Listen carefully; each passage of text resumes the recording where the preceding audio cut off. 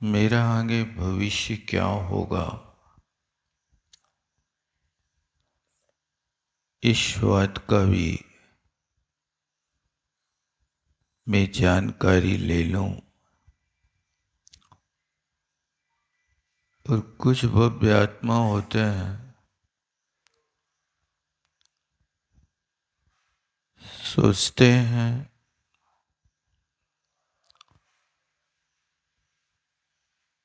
कि अपने भविष्य को जानने से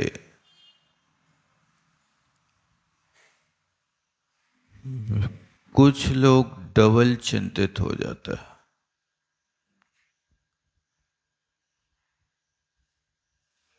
कुछ लोग भविष्य को जान करके संभलने की कोशिश करता है।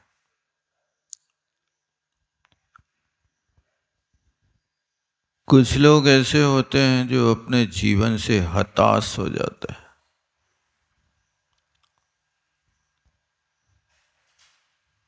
इसलिए प्रत्येक व्यक्ति को वर्तमान में जीना चाहिए। कई प्रकार के विकल्प खड़े हो सकते हैं। तो श्रीपाल महाराज ने धर्म का स्वरूप पूछा। भगवान, धर्म का क्या स्वरूप है? धर्मात्मा का क्या लक्षण है? और धर्म से रहित जीवों की क्या पहचान है?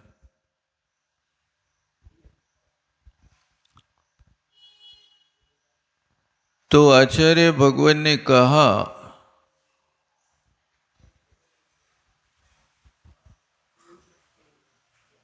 कि वो भव्य आत्माएं होती हैं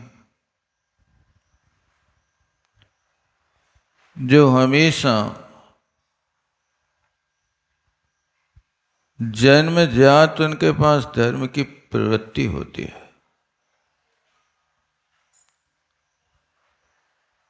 और कुछ ऐसी आत्माएं होती हैं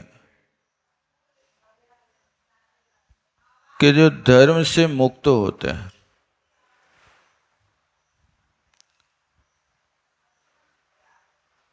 श्रीपाल महाराज ने कहा, महाराज,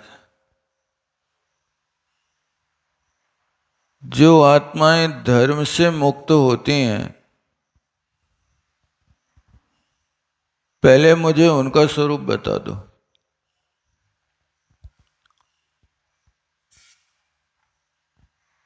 तो महाराज ने कहा,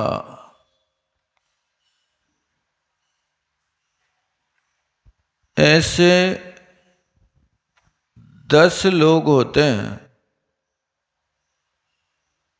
जिनके हृदय में धर्म नहीं ठहरता।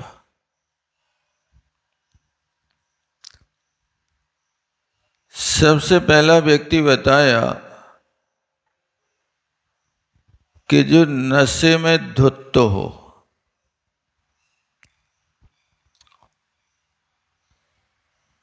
नशा 2 प्रकार का होता है।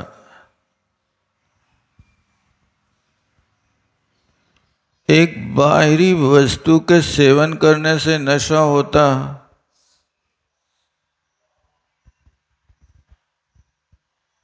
और एक अंतरंग में मोहिनी कर्म के तीव्र उदय से नशा चढ़ता है।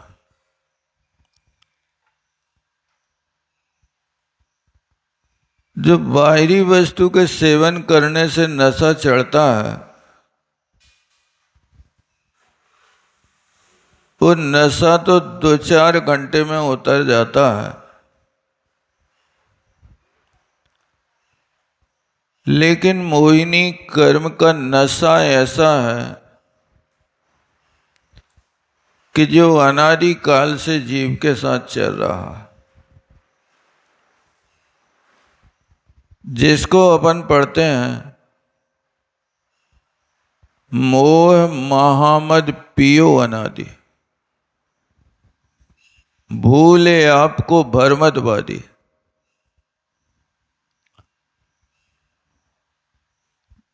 जो मोह रूपी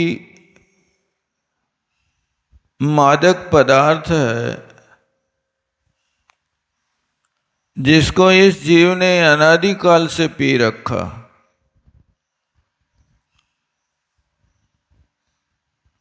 अनेक बार सत्समागम मिला,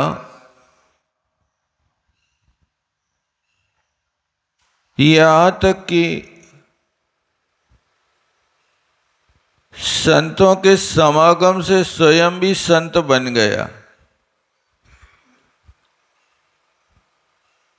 किंतु उस मोह के नशे को समाप्त नहीं कर सका।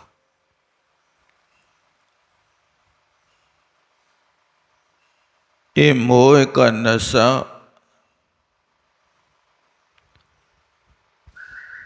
बिना 3 करण के परिणाम के उतरता नहीं है।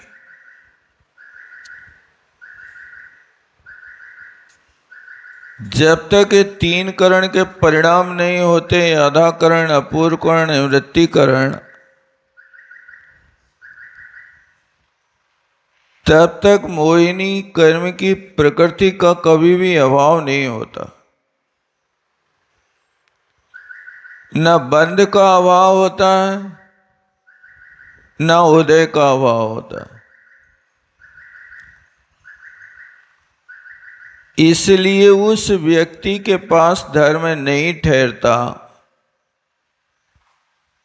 जो नशे में धुत हो। नशे कभी अच्छे नहीं हुए जितने नशे जहान में सभी विनाशे ज्ञान। कोई भी नशा हो, वे सब प्रकार के नशा व्यक्ति के ज्ञान को, बुद्धि को समाप्त करते हैं।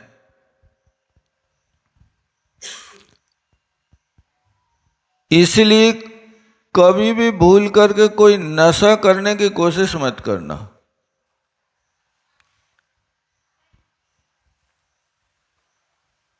चाहे तंबाकू हो, चाहे बीड़ी सिगरेट का हो, या कोई मद्य आदि हो, ये सब बुद्धि को खराब कर देते हैं। यदि अनजान में भी नशा कर ले तो व्यक्ति की दशा बिगड़ जाती है। यादव कुमारों ने जंगल में प्यास से पीड़ित होकर के उन गड्ढों में भरे हुए पानी को पिया था। शराब का निषेध तो उनके लिए, पूरी द्वारका के लिए 12 वर्ष पहले ही कर दिया गया था। जब नेमिनाथ भगवान ने कहा था कि इस मदिरा के नशे में धुत होकर के द्वारका का नाश होगा, तो कृष्ण जी ने नगर में आकर के घोषणा करा दी कि नगर में कोई भी मद्यपाई यदि पाया गया तो उसकी खैर नहीं होगी। तो सारे के सारे द्वारिका वासियों ने जो मद्य का स्टोर था वो द्वारका से बहुत दूरी पर फेंक दिया था। इतनी मद्य थी उस समय वहां कि बड़े बड़े विशाल गड्ढे भर गए वहां पर। और उन यादव कुमारों ने वन क्रीड़ा के अवसर पर प्यास से पीड़ित होकर के पानी पिया था, लेकिन वो पानी जब द्वारका का नाश होने का अवसर आया तो वो पानी शराब बन गए। कर्म की बड़ी विचित्र कहानी है। इतने लंबे समय तक आप विचार करोगे उन गड्ढों का पानी किसी और ने नहीं पिया होगा का।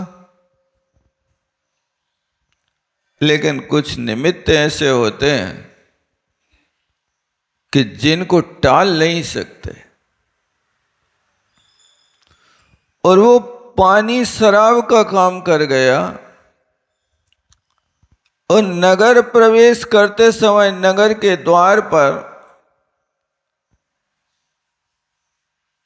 मुनि महाराज का दर्शन हुआ।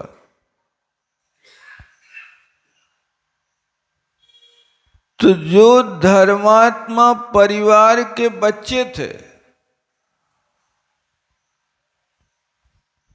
कोई पापात्मा नहीं, नेमिनाथ भगवान के परिवार के बच्चे नाती पोते थे। नेमिनाथ भगवान के पिताश्री 10 भाई थे। उनकी बहुत बड़ी संतान परंपरा थी। और जिस घर में सारे धर्मात्मा लोग पैदा हुए हों, विचार तो करो, उस घर की ये दशा। और उस पानी को पीकर के नगर में प्रवेश करते हैं तो मुनि महाराज के दर्शन तो नहीं किए, उनके साथ अत्याचार होने लगा। आगे क्या हुआ ये तो सब दुनिया जानती है। मैं तो आपको सिर्फ एक संदर्भ दे रहा हूं कि जो नशे में धुत होते हैं उनके हृदय में धर्म नहीं ठहरता। इसलिए आपके जीवन में यदि कहीं किसी प्रकार का ऐसा कोई नशा आ गया हो तो आप पहले से तिलांजलि देना।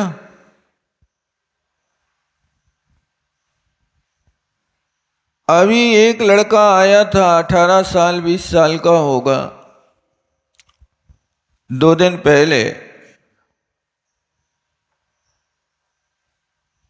उसने कहा महाराज जी मेरा जीवन बड़ा बदतर होता जा रहा।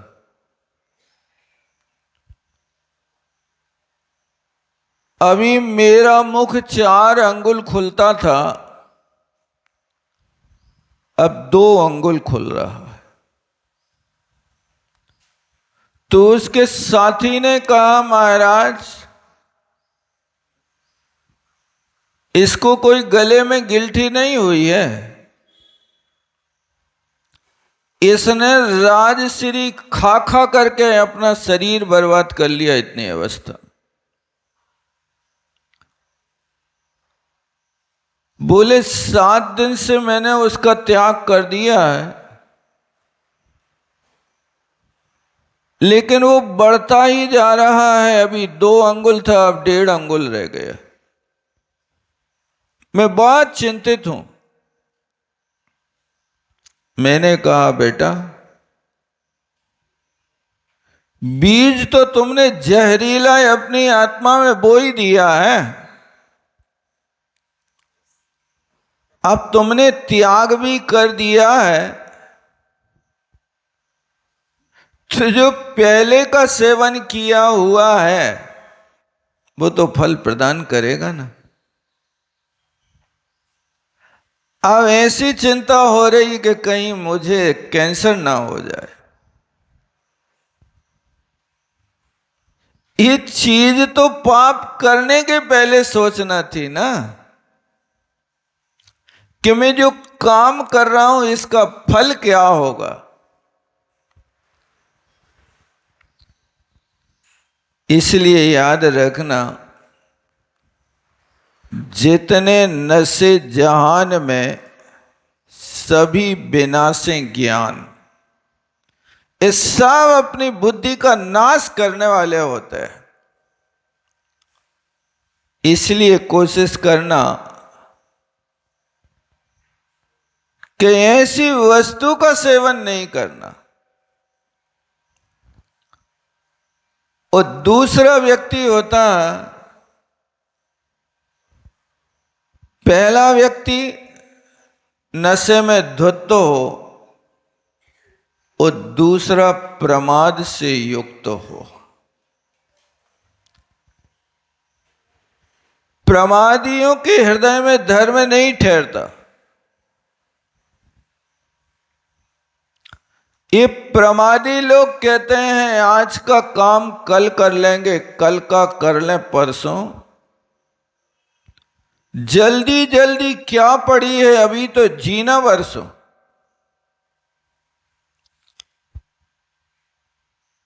प्रमादी लोगों के सूत्र रहते हैं,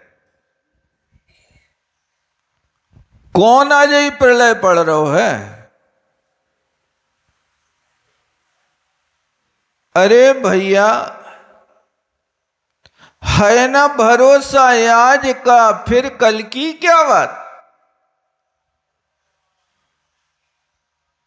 तुम कल को टाल रहे हो जहां पल का भरोसा नहीं है।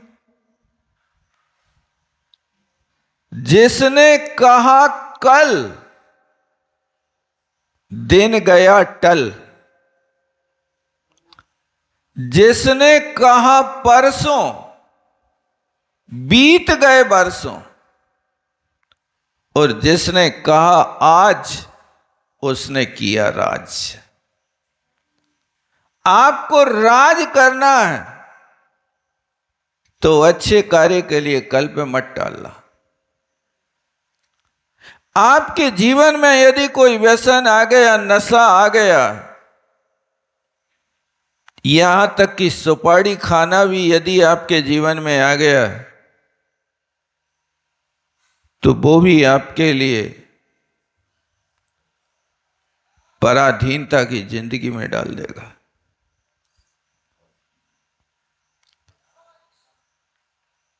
कई लोगों को पेपर पढ़ने का भी एक ऐसा नशा जैसा होता है। एक महानुभाव श्रावक थे, हम लोगों के साथ वे बाहुबली जी गए थे। अब गोमटेश्वर में जाने के बाद उनने गाड़ी से उतरते ही वहां के लोगों से पूछा कि हिंदी का पेपर यहां मिलता कि नहीं मिलता।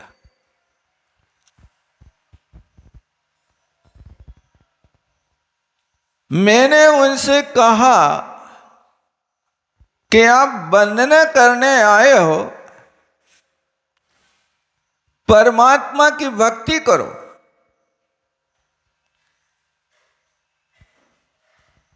पेपर तो हमेशा पढ़ते रहते हो।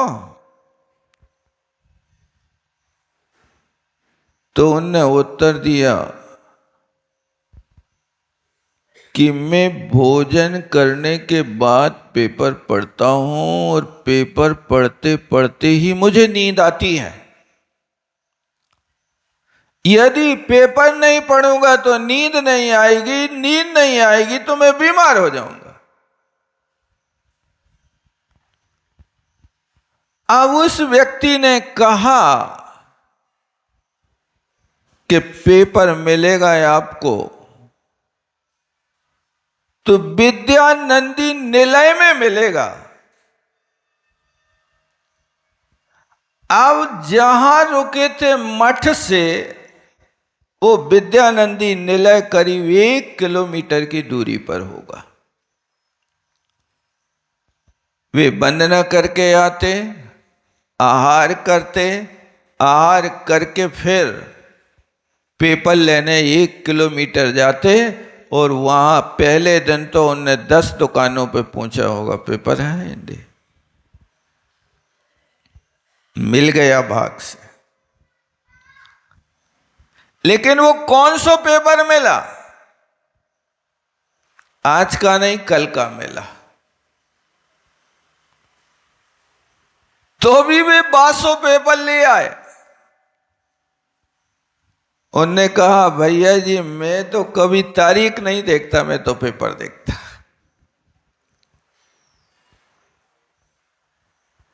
ये भी एक नशा है कि जिसके कारण, जिसके बिना तुम्हें छटपटाहट पैदा हो जाए, तुम्हारी नींद खराब हो जाए, भूख खराब हो जाए, स्वास्थ्य खराब हो जाए, ऐसी बुरी आदतों से बचने की कोशिश करना। ये नियम लेना कि यदि सहज में उपलब्ध होता है तो उसका उपयोग हम कर सकते हैं सिर्फ जानकारी के लिए। यदि कष्ट से उपलब्ध होता है तो उस वस्तु को हम कभी सेवन नहीं करेंगे। अच्छे कार्यों में कभी प्रमाद मत करना। प्रमादियों के हृदय में धर्म नहीं ठहरता है।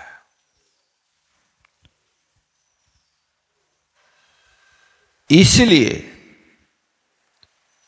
हमेशा सजग रहना।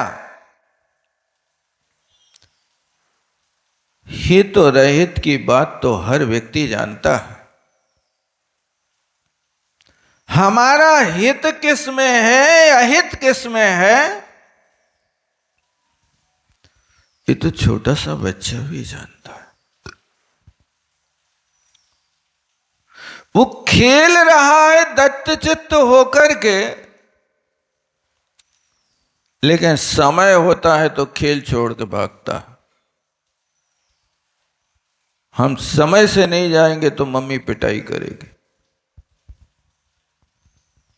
वो अपने कार्यों में सजग है। क्या आप भी सजग हैं? कोशिश करो। प्रमाद आत्मा का हमेशा शत्रु रहा है।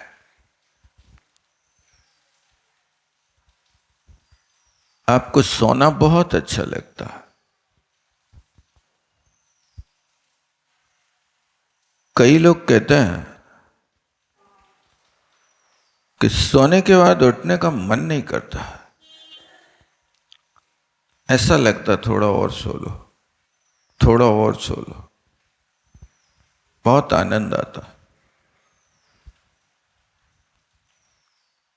लेकिन भैया ध्यान रखना,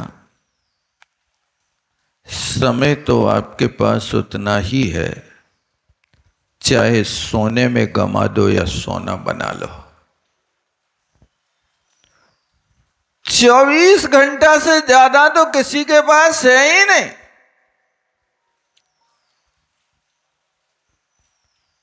यदि सोते में निकाल दिया तो रोना पड़ेगा। सोते सोते में निकल गई सारी जिंदगी। उस सोना कमाने में भी निकाल दिया तो भी रोना पड़ेगा। नशा दई कंचन सी काया, कर कर कथनी कोरी। अपनो खोटो दाम होए तो परखैया का खोरी। अपने हृदय के बट खोल, हेरा दो हीरा ककरन। अब कंठ का कीर्ण, कंकरों से युक्त जमीन में यदि कंकर खो जाए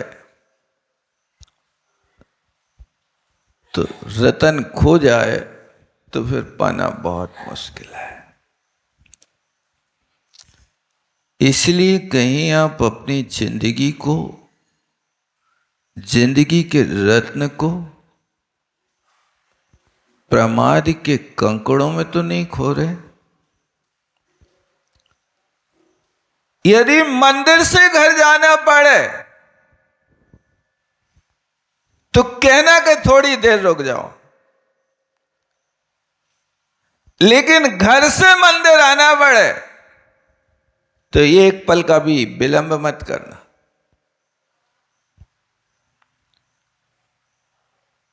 शारीरिक परिस्थिति भी यदि आपका शरीर साथ नहीं दे रहा तो कभी ये प्रमाद मत करना कि आज मैं नहीं जा सकता मंदिर, आज मैं नहीं जा सकता प्रवचन सुनने। ये बहुत बड़ा घाटा होगा। आप यदि उस अवसर को गंवा दोगे तो शरीर के गुलाम बने रहोगे, और यदि उस समय तुमने संकट से निकल करके परमात्मा के द्वार पर आकर के भगवान से कहा, सुनिए जे नरज हमारी, हे परमात्मा मेरी अर्जी सुनो, कर्म महारिपु चोर, एक कर्म रूपी शत्रुओं ने कबहू इतर निगोद कबहू नरक दिखावे। एक कर्म हमारे साथ इतनी दुश्मनी करते हैं, कभी नरक में ले जाते हैं, कभी त्रेंच गति में घुमाते रहते हैं। यदि प्रमाद करोगे तो वे हावी होंगे, और प्रमाद छोड़ोगे तो तुम कर्मों पे हावी हो जाओगे। वे अपना काम तो करेंगे, लेकिन जब भी अपना स्वभाव नहीं छोड़ रहे तो तुम अपना धर्मात्मा पने का स्वभाव क्यों छोड़ रहे? एक ज्ञानी पुरुष करुणा से युक्त नदी के किनारे पर खड़ा था, और नदी के पानी में बहता हुआ एक बिच्छू दिखाई दिया। तो उस व्यक्ति ने नदी में घुस करके बिच्छू को बचाया। जैसे ही बहते हुए बिच्छू को पकड़ा तो उसने डंक मार दिया, हाथ से छूट गया तो फिर बहने लगा। उसने फिर बिच्छू का पीछा किया, फिर बचाया, फिर डंक मार दिया। किनारे पर खड़े लोगों ने कहा, पंडित जी, जब वो दुष्टता कर रहा है तो तुम क्यों उसको बचाने की कोशिश कर रहे? बहने दो, मरने दो। पंडित जी ने कहा, जब वो अपना स्वभाव नहीं छोड़ रहा तो मैं अपना स्वभाव क्यों छोड़ रहा हूं? उसका स्वभाव दुष्टता है, डंक मारना है, तो मेरा स्वभाव तो करुणा करना है। दुष्टों के ऊपर मैं कोप क्यों करूं? वे अनजान हम बेचारे। और बिच्छू किस परिस्थिति में काट रहा है? कहते हैं बिच्छू कोई को सताता नहीं है। बिच्छू की एक प्रकृति है कि वो जब तक किसी को काट नहीं लेता तब तक उसकी लघु शंका नहीं उतरती है। तो वो लघु शंका जब लगती है तो किसी को काटता है। एक बार मैं गया था पुंडरूमलई, वहां जाकर के गुफाओं में मैंने जैन बिंबों के दर्शन किए। तो जो वहां का व्यक्ति था, दर्शन करा रहा था, तो उन गुफाओं के ऊपर जहां प्रतिमाएं थी उसके ऊपर पत्थर पे एक निशान जैसा बना था। तो उसने बताया कि आप इसको जानते हैं? नहीं जानते क्या है? तो उसने कहा, ये शिलाजीत है। शिलाजीत कैसे बन गई ये? तो उसने ये बताया कि बिच्छू को जब लघु शंका लगती है तो पत्थर में आकर के डंक मारता है, और वो डंक का जहर इसमें छूट जाता है, और वो डंक का जहर इस पत्थर में मिलता है, तो ये शिलाजीत के नाम से औषधि बन जाता है। तो शिलाजीत औषधि खाते ना, वो शिलाजीत औषधि बन गई है। ये बिच्छू को हमेशा जितनी बार भी लघु शंका जाना पड़ेगा वो डंक मारेगा। आदमी नहीं मिलेगा, जानवर नहीं मिलेगा तो वो पत्थर में मारेगा, और पत्थर में मारेगा तो वो जहाँ भी मारेगा वहाँ उसका वो शिलाजीत नाम की औषधि बन जाती है। कहने का मतलब है कि एक बिच्छू हो सकता उसको बाधा हो, इसलिए बार बार डंक मार रहा हो, तुमसे दुष्टता ना कर रहा हो, लेकिन उसके जब पूंछ में बसा है तो पूंछ को कहीं तो रखेगा, वो हमेशा अपने सिर पे कब तक टांगे रहेगा, और वो उसका डंक लग गया। पंडित जी ने भी अपना स्वभाव नहीं छोड़ा, उस बिच्छू को ला करके किनारे रखा। इसी तरह यहाँ पर भी प्रमाद युक्त आत्माएं सोचें कि जब पंडित जी बिच्छू की रक्षा कर लेते हैं, दुष्ट आत्मा की रक्षा कर लेते हैं, तो प्रमाद की गहलता को छोड़ करके हम अपनी आत्मा की रक्षा क्यों ना करें। इसलिए अच्छे कार्यों में कभी प्रमाद नहीं करना चाहिए, और बीमारी से पीड़ित होकर के कभी नहीं कहना चाहिए कि अब हमें मर जाना चाहिए। एक कहते हो तो आप सम्यक दर्शन में दोष लगा रहे, सल्लेखना व्रत में दोष लगा रहे, आप भावना पढ़ते हो जीने की हो न इच्छा, मरने की हो न वांछा। मरने की भी इच्छा ना हो, जीने की भी ना हो। यदि जीने की इच्छा है तो जीवन का लोभ है, और मरने की इच्छा है तो अपने जीवन से द्वेष है। तुम क्या कर रहे? द्वेष कर रहे हैं क्या राग कर रहे हैं? फिर क्या करें? जीवन का निर्वाह शांति से करो। बड़ी दुर्लभ से मनुष्य पर्याय का एक एक क्षण मिला है, आप उस एक एक क्षण को प्रयोग क्यों नहीं कर रहे हो? जब बाल अवस्था में